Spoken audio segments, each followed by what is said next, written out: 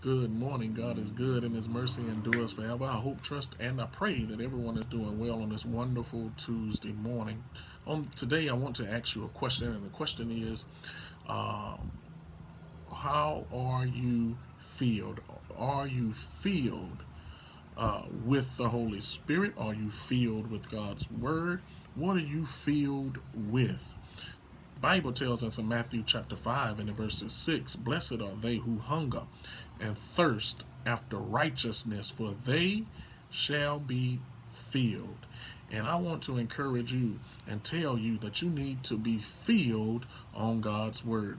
So many times we living in a world and we living in a society where people want to go after the latest gossip. They want to hear what the latest gossip is. They want to hear who got in the latest fight. They want to hear what has been going on in somebody else's life. But are you being filled with the Holy Spirit? When you are filled and you hunger after God's word, it will fill you up with whatever you need in order to make it through this life. And when you think about being thirsty, you think about being at a drought. You may be in a drought in your spiritual life, and you need a thirst. You need something to quench your thirst, to help you in the dry spot in your life. Well, let me tell you, the Bible can fill up that dry spot that you have in your life. And if you search the scriptures, and if you are hungry for the scriptures, he will fill you up. God will fill you up through his word, because in God's word you can experience joy. In God's word you will see love. In God's word you will see forgiveness. In God's word you will see comfort.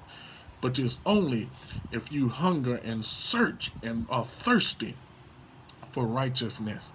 And so who are you being filled with? You need to be filled with the word of God.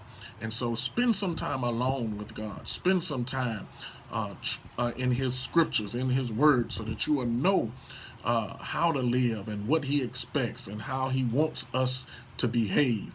And so be thirsty for God, and God will see you through. God bless you, and you have a great day.